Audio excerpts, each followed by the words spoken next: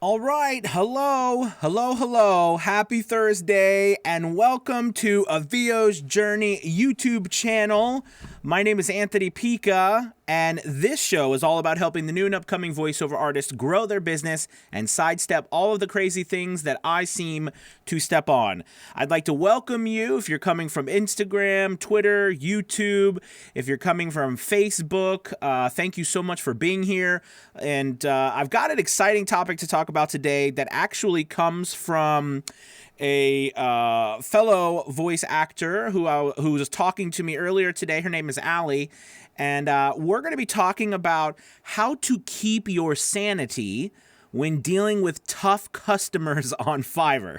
Okay, I think that is a great topic today because we all go through it.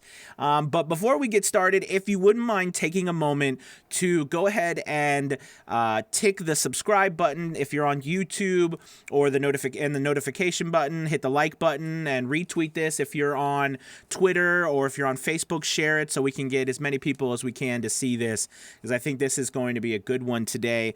As always, I've put together some talking points to talk to you, and again, this is a question that I get actually a lot, and I know I deal with it a lot myself since, I do a lot of business on Fiverr. But I think that even though we're talking about Fiverr today, and I will mainly dive into Fiverr with this question, this goes across the board. Right? I mean, this goes across the board, I think, for all places that you deal with customers. And so we're gonna dive into this. Again, the question is how to keep your sanity when dealing with tough customers on Fiverr. So here it is. This is it. Install a punching bag. Kidding. Not really. But I've got a lot more than that. Anyways, yes, install a punching bag. That's the first part. But no, I want to talk about three. I know I crack myself up. And there's nobody here, so I don't even know. You're probably like, oh gosh, there he goes. Anyways, there's three different types of clients that I think we come across on Fiverr, at least that I have. There's more, but there's three main types when it comes with challenging customers. The first type I call the price arguers. These customers or these clients, they just love to argue the price with you and try to whittle you down and chip you away and make you feel like trash, or make you feel like you're, screwing them over if you're not actually, giving them the price they want. So the first class, and probably the most prevalent, is the price arguers. And honestly, these clients or these people are probably why, Fiverr gets a challenging, they get a bad name in some places still, is some of these people. But you know what? To say that they're exclusive to Fiverr is silly, right? They're everywhere in the world. Okay. So anyways, the first group is price arguers. The next group that I know gets me a lot too are the revision hounds. I call them the revision hounds. And the revision hounds are people who constantly want revision after revision after revision, and then they want to debate with you about the legitimacy of paying for revisions, or whether you sound like a computer. I know if you've been in voiceover, yeah, you've probably heard that one before, and you might not have heard it enough. Some people heard it more than others, but I heard it for the first time the other day, where somebody said that to me. So that is something that is interesting. But anyway, so we've got the revision hounds, and the last group I want to talk about today are the tricksters. And these are the people that I call that they trick you into giving a price that is not indicative to the overall worth of what you are giving them in return for the job that they have kind of slipped in there under the radar for you. So we've got the price arguers, the revision hounds, and the tricksters. That's what we're going to talk about today.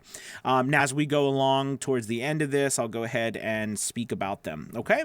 All right, so let's get into the price arguers. So the first thing I would like to say about this, and I've learned this, no matter what you do, no matter what price you charge, and no matter, how much you try to appease these people, they will never be happy. They won't be happy because it's not you, and it's really not the price that's bothering them, right? They're just not happy about that situation or what they have to do, or there's something else, and that's none of our business. It doesn't involve us. But what I'm trying to get at is that no matter what we do, we're not going to be able to make them happy. So even if you give them a lower price, they're still going to be unhappy. When you deliver the product, something's going to be wrong with it. It's just always going to be a problem. So with that being said, it is, important to note that don't be afraid. There comes a point where we have to say, this is what I charge. It is well worth it. The product you get is well worth it. And I don't want to argue about it. But let's take that the step further. And actually, I'm going to give you something that you can do. I want you to look at these situations when they come to you, though, and try to turn them around. Always try to turn, lemons into lemonade, right? So when I look at this situation, when it happens to me, I think, okay, well, this means that something in my chain of systems for my business is not working correctly. Because the fact that I've gotten to a point where I'm arguing price with someone makes me think that I've done something somewhere along the system. And when I mean system, I mean along the lines of how I led the customer or the potential customer or client to my gig or to talking to me. Something broke down in between there to allow them to think that they can argue that price with me. So what I recommend that you do, and you do this, by the way, when we put notes down on our gigs, and we write comments and we write requirements and FAQs and all of these things, it's important to do it with the kindest types of words. And I mean kindest meaning like you want people to think, right, you want to work with them. You don't want, there's nothing worse than going to someone's gig and it says, I don't do this, I don't do that, I don't do this, I don't do that, I won't do this, and you won't do that. I'm ready to work with you. That's not, we wouldn't do that. It would make us feel miserable. Like we shouldn't be there. So same thing, but we still need to get across what we're trying to get across. So with that being said, what you can do is, starting on your gig description, you can have a little note on there about price. Okay. You can have a note in your FAQs about price. You can have a note in your requirements about price. Okay, but the whole point here is that you are putting something down so people are consistently seeing, and more importantly, you also, for yourself, you come up with what you are going to do in that situation. Don't wait for the situation to happen for you to actually act. You know what I mean? For you to try to figure out, oh, what am I going to say? This person wants to, they want to price gouge me for 50%. So the thing here is that if you set up right away, in your own mind, how you can respond to those people, that's going to help out a lot. It's going to help out a tremendous lot. Like, what do you say when someone says to you that? You've got to expect it. You got to think about it. And it's not, and I'm talking about Fiverr, but it's everywhere. It's everywhere. Everyone deals with it. It doesn't matter what level of voiceover you're in, because every business deals with it. The difference is that certain businesses have decided that that is what they're going to do, and that's it. They're not going to deviate from it, and they're gonna run on that platform. Like, that's what their brand is going to be about. It's one price, no hassle. What they're really saying is, one price, we don't want you to hassle us for the price.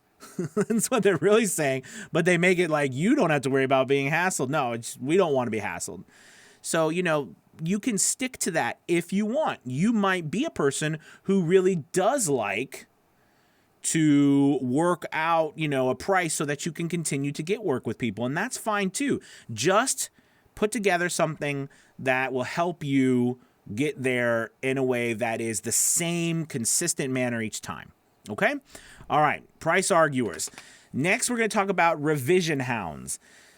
These are the people that, when you put through a job, they click the revision button, right? You put through a revision, they click the revision button. You put the revision, they click the revision button. They constantly ask for revisions. They're never happy. And if you say to them, listen, I want to help out and make this the best thing I can, because we all do, but, you're asking for a lot. I need to charge a revision, and they're like, there's no way I'm going to I'm not going to pay for revision. Fiverr says 100% satisfactory guaranteed. By the way, I've had that said to me too. So, this one is all about setting expectations. But the first part of this is that I do want to, if you're new or you're just getting started, to say that voiceover is a big part of it is doing revisions. And a lot of times, I'll be honest, the revisions are way better than the original time you did the take. Sometimes that's not the case, but sometimes they are. And so part of what we do is revisions, just like they say writing is rewriting, right? Well, part of this is doing revisions. I personally think that a lot of us get angry about doing revisions because we are already charging a low rate. So to then have to do it again and someone to not be happy with that, it frustrates us and it makes us mad. Okay? So from our standpoint of view, that is another issue that we need to work out, is that maybe we are not charging what we should be charging. And that's up to you to decide if you are unhappy with what is happening when people come back and ask you for a revision. Now, to talk about the people who continuously hound above and beyond, we need to then move into expectations. Just like I talked about with price arguers, setting clear expectations up front is so important. This is a challenge I see with a lot of people, a lot of voiceover actors on Fiverr. When I review gigs, because I review a lot of gigs. I have a gig where I review gigs for voice actors, and I've done a bunch. And the number one thing I see when it comes to this is that there is not a clear expectation set for revisions. So most voice actors that I've reviewed, they at least offer a revision, right? And that's okay. That's your prerogative. But then they say everything after that is then it costs $10, for example. But here's the thing. There's and I've not seen this until I started telling people about it. That doesn't mean you're not doing it. But what I'm saying is that there's not a definition there, and there needs to be. There needs to be a definition. For example, let's say you're going to charge $10 for a revision. Well, how many words is the revision? What does that mean? Okay, and since Fiverr is set up in words, right, it makes sense to do the revision in words. Because remember, we want to make it easy for the customer to understand. So if you go and say, it's $10 for 50 words, all right, so I don't offer any revisions for free. It's just $10 for 50 words. That's a revision. So anything up to 50 words is $10. If it's 51 words, it's $20. All right, that's what, if it's 150 words, it's $30 for a revision. All right, okay, so the rule of thumb for me is I make sure that if I charge if I charge $10 for 50 words, my revision is going to be $10 for 50 words.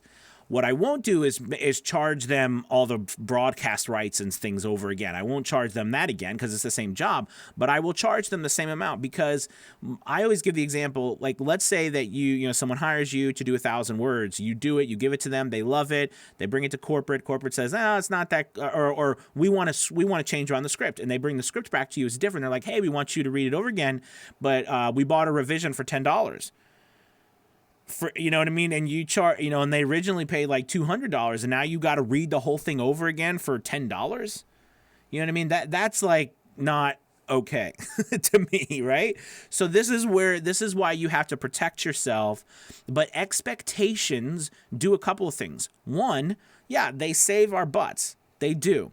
But two, it actually makes your client feel a whole lot better working with you, because then they know where they stand. You know, it's interesting. We can take a lot as human beings. Like, we could take a lot of crap as long as we know where we stand. It's the indecision, it's the not knowing what is going to happen that gives us the most anxiety and stress.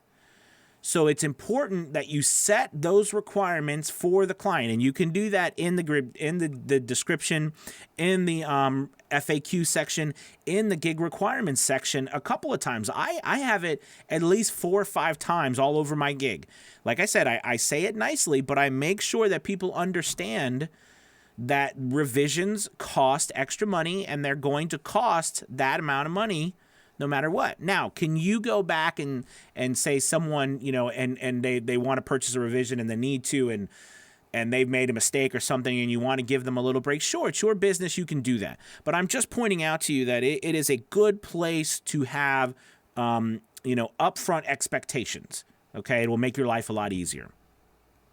Okay, so let's move on to the last one, which is tricksters. Tricksters are the, and I get these too, and I'm sure you have too. Tricksters are the people who, you know, they purchase something from you, or they talk to you and they say they're doing a job, and then when you get the full job, it's actually way more than what you thought it was going to be. And you end up having to do a lot more, or you can cancel it, which hurts your account, right? Or you can risk getting a bad review by arguing with them, et cetera, et cetera. So, you know, tricksters, that is a tough situation.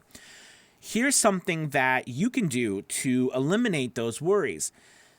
Again, plan for the situations that haven't happened yet, and then deal with them accordingly. So, for example, if someone comes to you and they say, hey, you know, I have this video I'm doing, and I would like you to do the narration for it, you know, and I'm going to send you the video. So in my head, red flags start going up.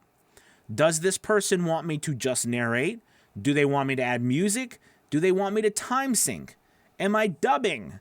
There's all of these things that need to go through your mind so that you can then just politely ask them, do you need me to time sync this? Do you need me to add music? Are you just sending it as a reference?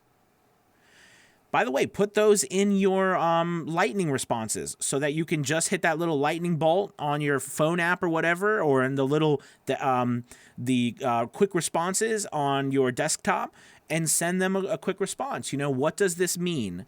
Do you need these extras? It's so important to be aware of what could happen. You know, I'm doing an e-learning job and somebody sends me an e-learning gig. Right off the top of my head, I think, okay, e-learning. Most likely, they're going to need split files. How many do you need me to split the files? Oh, yeah, we need you to split the files. Okay, great. It costs $1 per split, right? $1 for file, so $5 per 5 files are split, right? So if I'm doing 100, that's $50 to split those files on top of the charge. But I knew I got that because I asked them and I didn't go back. Now, a lot of times you can say that these people are being tricky, but it's honest mistakes on their part because they don't know. So it's not really a mistake. It's just an honest, I don't know. That's why it's up to us to make sure that we are paying attention to what is coming through, all right, and being done. Now, that is all being said if someone asks us a question. If someone purchases from us, okay?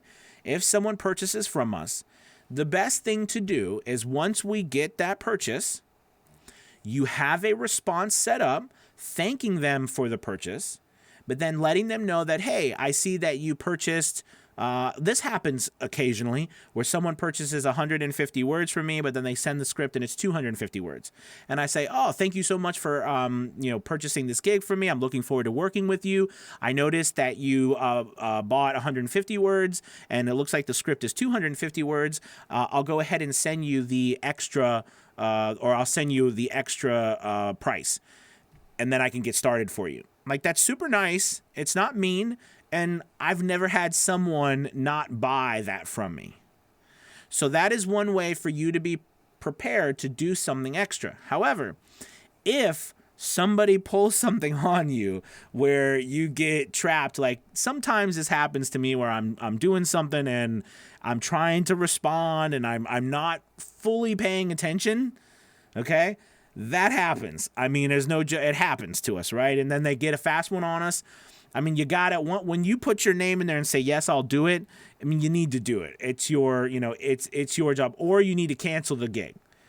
And I don't recommend canceling unless you have the volume of orders on Fiverr to withstand that, that ding on your account. Like I can cancel a few orders a month and be okay because I do a volume, but a lot of people don't have that volume, so canceling an order is tough. Okay, but I couldn't when I first started, so I had to do a lot of junky work, and I learned a lot by what to make sure that I ask. And then if you do ask them that thing again, if they're asking you the question and they're like, no, I need you to do this, well, then you need to say right away, okay, well, it costs this and it costs this, and they're like, well, it's too expensive. I'm like, you could decide to do it for less, but then at least you are going into the situation with your eyes wide open, as opposed to being tricked into something that you didn't know was going to happen and then end up doing a lot more work and then feeling awful about it. Okay? All right. So those are the 3 different things that I wanted to talk about. Hopefully, Allie, that helped you and that helps all of you all with just, plan out how you're going to deal with these things. Put the expectations down in your gig politely, nice words, okay? Because we still want to work with people. We just want to make our working their time and our time, and the products that that we're giving to them. We just want to make a good experience, and expectations can do that. All right. So, anyways, if you have any questions, comments, thoughts, go ahead and post them now in the group chat, and I'll go ahead and answer them. We've got, let's see, over on Instagram, we got Squeaky Voiceovers. Hey, what's up? Wolf Creek Audio, good to see you. Let's see. I never know how to do that request for being in the live video. I know. I think. Yeah, I'm not sure. BDog45. Let's see. We've got Jonaldum, and we've got, you said, so I dropped to 4.9. Will that, after me getting job, will that affect you? 4.9 will not be that bad. Okay, but it does cause some people to look at it and say, why is it a 4.9? But it's not going to hurt you in the rankings. It just may have people wonder why you have a 4.9, and then they might look into it a little bit more. But it won't hurt you in the rankings. Thank you for the recommendations. Absolutely. All right, so let's see. Over on YouTube, we got Brad, we got Richard. What's up? Richard Hawks, the man. We got Hilton Productions, Steve. What's up? From Facebook, John from Facebook. We've got Off With Their Heads. We've got James Woody, John Clark, Greg. What's up, Greg? Daniel from On My Union Break. Awesome, man. Let's see. We've got Brad. Here is a thought. Never do revisions for free. If you want to avoid revisions, always offer 3 to 4 reads. Yes, that's actually, I'm glad that you said that, Brand Voice, and that's absolutely true. On 150 words or less, I do 3 reads. If it's over 150 words, like if it's 200 words or more, I do not. But on 150 words or less, I offer 3 reads. And quite honestly, most people who know and hire voice talent kind of expect that. But again, this goes back to what you are charging, and do you feel like you should be doing that? And if you don't feel like you should be doing that, you should honestly take a look at what you are charging if you're not comfortable with it. Okay? Don't do anything that you don't want to do. Brand Voice. Other than that, charge. Yeah. Tony Rock. Thank you. Hi, Anthony. Hey, what's up, Steve? Tricksters ruined Fiverr. Colin. Hi, Anthony. What's up? Brad. Great advice. Thank you, sir. Alan. This is hugely important. Thanks. You bet, Alan. Thank you. Colin, it is true Fiverr monitor all our conversations. Well, it's impossible for them to monitor all the conversations, clearly. However, they are pretty good. There's keywords, right, that pop up just like when you type in pay or money and stuff, you have those little flags that pop up or things like that. So they do monitor things like that. And what you don't know, unless you've purchased something from Fiverr, is that they have a lot of like there's a lot of things that happen, meaning like they run different checks, surveys also to see, but a lot of times they can find out, especially I know a lot of people who get dinged for, they get a warning on their account for offering private information. Here's the thing about Fiverr. As long as someone's purchased something from you, right? They've purchased your gig, and then you're exchanging information, Fiverr doesn't mind that as much because that's a part of that can be a part of what the purchase is. But if you're giving out information before Fiverr gets their money, then they're not very happy, right? Okay, so Zach says late. Well, you're here, Zach, so that's a good thing. Steve, good idea on the reads. Awesome. Zach says, great point about extra reads. I do that. Nice. John says, brilliant session today. Awesome, you guys. Hey, thank you so much. I really appreciate it. I appreciate having you guys here. Oh, wait. Somebody has a question. Yeah, and there's a delay on this, as you guys know, so it's like things pop up right at the end. So Alan says, when you say different reads, do you mean different tones? Yeah, absolutely. Or, different speeds, different pitches. Because I like whatever you can, faster, slower, something that is different. You want to do 3 different types of reads. You can do different tones, but like, for example, if a piece that you're doing, they want a specific tone, but you're not sure, like, I find a lot of times, I'm not lying here. I'll have people give me all sorts of directions, and you can tell in the directions they really don't know what they want. So you try to give them what they want through the directions, and I will do 2 reads, differently, but trying to stick to their directions, and I'll do the third one as if I was directing myself and doing it. 9 times out of 10, they pick the third one because that one's usually the most natural, right? When I'm doing it myself. But yes, you want 3 different reads. Like I said, either pitch, one that's higher, more inflection, one that's more matter of fact. One that, yes, you could do different tones, right? One that's more conversational, one that's more authoritative. You could do, also speed, one that's faster, one that's slower, right? One that has more pauses, one that has less pauses, that kind of thing. You can really differentiate it up. And the wonderful thing about 3 different reads is it gives them, like, I don't know. I feel like when you offer someone 3 reads, 9 times out of 10, they never come back for a revision, because they feel like you have covered it, and those are the 3 they can choose from. And as long as they get a choice, they're fine. And then they can cut and paste as well if they want to. So anyways, let's see. Different delivery. John, when is your next voice acting course being published? It should be published within the next week. John, thank you. I'm doing conversational. I'm doing the conversational tone. Which I know that's going to be a big one, so I'm super excited about that. And I should be putting that through in the next week, and I will let everybody know. So I'm excited about that. Thank you for letting me know, John. I appreciate it. All right, you guys, thank you so much. Oh, wait, there's another question over here. Or I had a 2,000-word script, dry, factory training material. They wanted it happy and conversational. Isn't that the greatest, right? I always love the one they say, we want it professional but nurturing. Or just like the complete opposites. We wanted happy but sad. I think that there is only so much you can do with a certain subject material. Yes, that's true. Absolutely. But I do want to take a step back real quick before I go and say, in the end, right, we need to, though, be very happy that we actually have business. I'm very excited when I have business. So when I get down that place where I'm having trouble with a client, always remember too that if you find a way to go above and beyond to solve that client's problem, you might very well turn an issue or a problem into a customer for life. So just remember that. It can be a big opportunity, because one job is great, but jobs for 20 years from that same person is way better. And, solving that problem for them above and beyond can really change you know, change the trajectory of your whole entire relationship. All right, you guys, thank you so much for your time. I appreciate it. Tomorrow is Fiverr Friday, where I come on here and answer your questions about Fiverr. So if you've got any questions lined up, you know, or think about them overnight, that's great. Or things that are happening on Fiverr and you want to know about, just be on here tomorrow at 1 p.m.